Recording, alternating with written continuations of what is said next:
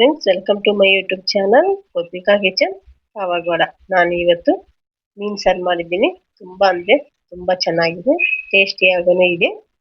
ಇದು ನಾನು ಮಸಾಲೆ ಏನು ಜಾಸ್ತಿ ಹಾಕಿಲ್ಲ, ಸಿಂಪಲ್ ಆಗೇ ಮಾಡಿದ್ದೀನಿ. ಸಖತ್ತು ಟೇಸ್ಟ್ ಇದೆ. ಅದಕ್ಕೆ ಏನೇನು ಬೇಕೋ ತೋರಿಸ್ತೀನಿ ಬನ್ನಿ.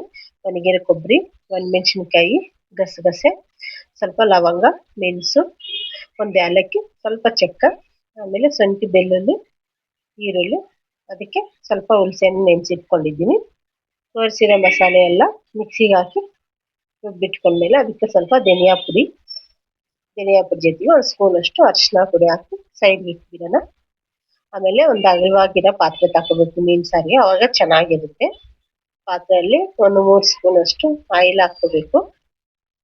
ಆಯಿಲ್ ಹಾಕೊಂಡ್ಮೇಲೆ ಸ್ವಲ್ಪ ಸಾಸಿವೆ ಕಾಳು ಬಿಸಿ ಆದಮೇಲೆ ಸ್ವಲ್ಪ ಕರಿವೇಪಾಕು ಸ್ವಲ್ಪ ಬಿಸಿ ಆದಮೇಲೆ ನಿಮ್ಗೆ ಎಷ್ಟು ಬೇಕೋ ಅಷ್ಟು ಈರುಳ್ಳಿ ಹಾಕ್ಕೊಬಿಡಿ. ಹಾಕ್ಕೊಂಡು ಅವೆಲ್ಲ ನೀಟಾಗಿ ಗೋಲ್ಡನ್ ಕಲರ್ ಬರಬೇಕು, ಆ ಥರ ಫ್ರೈ ಮಾಡ್ಕೋಬೇಕು. ಅವಾಗ ಚೆನ್ನಾಗಿರುತ್ತೆ. ಅದೆಲ್ಲ ಫ್ರೈ ಆದಮೇಲೆ ನಾವು ರುಬ್ಬಿಟ್ಕೊಂಡಿದ್ದೀವಲ್ಲ ಮಸಾಲೆ ಎಲ್ಲ, ಅದಕ್ಕೆ ಹಾಕ್ಕೊಬಿಟ್ಟು ಅದು ನೀಟಾಗಿ ಅದ್ರ ಜೊತೆ ಸ್ವಲ್ಪ ಉಪ್ಪು ಹಾಕೊಂಡ್ಮೇಲೆ ನೀಟಾಗಿ ಹಸಿ ಸ್ಮೆಲ್ ಎಲ್ಲ ಹೋಗ್ಬೇಕು ಆ ಮಸಾಲೆಯಲ್ಲಿ. ಒಂದು 5 ನಿಮಿಷ ಚೆನ್ನಾಗಿ ಫ್ರೈ ಮಾಡಬೇಕು. ಅವಾಗೇ ಮೀನು ಸಾರು ಚೆನ್ನಾಗಿರುತ್ತೆ. ಯಾಕಂದರೆ ಮೀನು ಸಾರು ಜಾಸ್ತಿ ಮೀನು ಬೇಯಿಸಲ್ವಲ್ಲ, ಅದಕ್ಕೋಸ್ಕರ ರಸ ಎಲ್ಲ ಫುಲ್ ಆಗಿರಬೇಕು. ಅವಾಗೇ ಮೀನು ಸಾಂಬಾರು ಟೇಸ್ಟ್ ಇರುತ್ತೆ. ಅದೆಲ್ಲ ಚೆನ್ನಾಗಿ ಹಸಿ ಸ್ಮೆಲ್ ಹೋದ್ಮೇಲೆ ಲಾಸ್ಟಲ್ಲಿ ಸ್ವಲ್ಪ ಹುಣಸೆ ಹಣ್ಣು ನಾನು ತೋರಿಸ್ನಲ್ಲ, ಅದೆಲ್ಲ ರಸ ಮಾಡಿ ಇಟ್ಕೊಂಡಿದ್ದೀನಿ. ಅದನ್ನು ಇದಕ್ಕೆ ಹಾಕ್ಬಿಡ್ತೀನಿ. ಹಾಕಿ ಎಲ್ಲ ನೀಟಾಗಿ ಒಂದು 5 ನಿಮಿಷ 10 ನಿಮಿಷ ಚೆನ್ನಾಗಿ ಸಾಂಬಾರು ಎಲ್ಲ ಫುಲ್ ಆಗಿರಬೇಕು ಮೀನು ಸಾರು. ಅವಾಗೆ ಸಾಂಬಾರು ಮೀನು ಹಾಕಬೇಕು. ಸ್ಟಾರ್ಟಿಂಗಲ್ಲೇ ಮೀನು ಹಾಕಬಾರ್ದು, ಸಾಂಬಾರು ಟೇಸ್ಟ್ ಇರಲ್ಲ.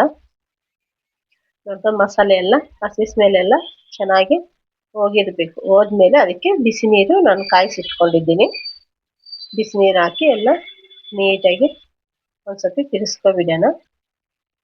ತಿರ್ಸ್ಕೊಂಡ್ಮೇಲೆ ಎಷ್ಟು ನೀರಿದೆ ಅಂತ ನೋಡಿಬಿಟ್ಟು ಅದರಲ್ಲಿ ಸ್ವಲ್ಪ ಕಾಲು ಭಾಗ ಕಮ್ಮಿ ಆಗಬೇಕು, ಅವಾಗ ಸಾಂಬಾರು ಆಗಿದೆ ಅಂತ ಲೆಕ್ಕ. ಎಲ್ಲ ಕಲಸಿ ಇಕ್ಕಿದ್ಮೇಲೆ ಲಾಸ್ಟಲ್ಲಿ ಸ್ವಲ್ಪ ಹುಣಸೆ ಹಣ್ಣು ಇದೆಯಲ್ಲ, ಆ ರಸ ಇವಾಗ ಹಾಕ್ಕೋಬೇಕು. ಅದಕ್ಕೆ ಹುಣಸೆ ಹಣ್ಣು ರಸ ಸ್ವಲ್ಪ ಜಾಸ್ತಿ ಹಾಕ್ಕೊಂಡ್ರು ಮೀನು ಸಾರು ಟೇಸ್ಟ್ ಇರುತ್ತೆ. ಇವಾಗೆಲ್ಲ ಒಂದ್ಸತಿ ತಿರುಗಿಸಿ ಅದರಲ್ಲಿ ಉಪ್ಪು ಖಾರ ಎಲ್ಲ ಸರಿ ಇದೆ ಅಂತ ನೋಡ್ಕೋಬಿಟ್ಟು ಆಮೇಲೆ ಒಂದು ಪ್ಲೇಟ್ ಮುಚ್ಚಿ ಒಂದು 5 ನಿಮಿಷ ಬಿಟ್ಟರೆ ಸಾಂಬಾರು ಎಲ್ಲ ಆಗಿರುತ್ತೆ. ಸಾಂಬಾರು ಆದಮೇಲೆ ಮತ್ತೆ ಪ್ಲೇಟ್ ತೆಗೆದ್ಬಿಟ್ಟು ಸ್ವಲ್ಪ ಹೊತ್ತು ನೋಡಿದ್ರೆ ರಸಮು ಇನ್ನೂ ಸ್ವಲ್ಪ ಗಟ್ಟಿ ಆಗಬೇಕಂದ್ರೆ ಇನ್ನೂ ಸ್ವಲ್ಪ ಹೊತ್ತು ಬಿಟ್ಟರೆ ಸಾಕು. ನಾವು ಯಾವತ್ತೇ ಆದರೂ ಮೀನು ಸಾರು ಮಾಡಿದ್ರೆ ರಸಮು ಫುಲ್ ಆಗಿರಬೇಕು, ಅವಾಗ ಚೆನ್ನಾಗಿರುತ್ತೆ. ನಾವು ಫಸ್ಟ್ ಒಂದು ಸ್ವಲ್ಪ ಗ್ಲಾಸಲ್ಲಿ ತಗೊಂಡು ಕುಡಿದ್ರೆ ಹಸಿ ಸ್ಮೆಲ್ ಎಲ್ಲ ಹೋಗಿರಬೇಕು, ಅವಾಗ ಮೀನು ಹಾಕಿದ್ರೆ ಟೇಸ್ಟ್ ಇರುತ್ತೆ. ಸಾಂಬಾರು ರಸಮ್ ಎಲ್ಲ ಚೆನ್ನಾಗಿ ಆಗಿದೆ. ಇವಾಗ ನಾನು ಒಂದೊಂದೇ ಮೀನು ಹಾಕ್ತೀನಿ. ಯಾವಾಗೇ ಆದರೂ ಮೀನು ಸಾರು ಮಾಡಿದ್ರೇನು ಪಾತ್ರೆನೂ ಸ್ವಲ್ಪ ಅಗಲವಾಗಿರಬೇಕು, ಅದಾದರೆ ಮೀನು ಒಂದಕ್ಕೊಂದು ಅಂಟ್ಕೊಳ್ಳಲ್ಲ, ಅವಾಗ ಚೆನ್ನಾಗಿ ಬೇಯುತ್ತೆ. ಒಂದ್ಮೇಲೆ ಒಂದಾಗಿದ್ರೆ ಮೀನು ಬೇಗ ಮುರಿದೋಗುತ್ತೆ. ನೋಡ್ತಾ ಚೆನ್ನಾಗಿ ಹಾಕಿ ಎಲ್ಲ ಥರ ಹಾಕಿ ಒಂದು 5 ನಿಮಿಷ ಬಿಟ್ಟರೆ ಮೀನು ಸಾರು ಆಗುತ್ತೆ. ನನ್ನ ಚಾನಲ್ ಯಾರಾದರೂ ಹೊಸದಾಗಿ ನೋಡ್ತಾ ಇದ್ರೆ ನನ್ನ ಚಾನಲ್ ಸಬ್ಸ್ಕ್ರೈಬ್ ಮಾಡ್ಕೊಳ್ಳಿ, ಹಾಗೆ ಒಂದು ಲೈಕ್ ಮಾಡಿ. ಮೀನೆಲ್ಲ ಹಾಕಿದ್ಮೇಲೆ ಅದ್ರ ಮೇಲೆ ನಾನು ಸ್ವಲ್ಪ ಗರಂ ಮಸಾಲ ಹಾಕಿದ್ದೀನಿ, ಒಂದು ಸ್ಪೂನಷ್ಟು ಹಾಕಿ ಪ್ಲೇಟ್ ಮುಚ್ಚಿಬಿಡೋಣ. ಒಂದು 5 ನಿಮಿಷ ಮುಚ್ಚಿದ್ರೆ ಸಾಕು, ಸಾಂಬಾರು ಆದಂಗೆ ಲೆಕ್ಕ. ಆಮೇಲೆ ಒಂದ್ಸತಿ ಎಲ್ಲ ನೋಡಿಬಿಟ್ಟು ಟೇಸ್ಟ್ ಎಲ್ಲ ಬೆಂದಿದ್ರೆ ಮೀನೆಲ್ಲ ಸ್ವಲ್ಪ ಮುಟ್ಟಿ ನೋಡಿ ಆಮೇಲೆ ಲಾಸ್ಟಲ್ಲಿ ಕೊತ್ತಂಬರಿ ಸೊಪ್ಪು ಹಾಕೋದು ಅಷ್ಟೇ. ಕೊತ್ತಂಬರಿ ಸೊಪ್ಪು ಹಾಕಿದ್ದೀವಂದರೆ ಮೀನು ಸಾರು ಆಗಿದೆ ಅಂತ ಲೆಕ್ಕ ಅಷ್ಟೆ.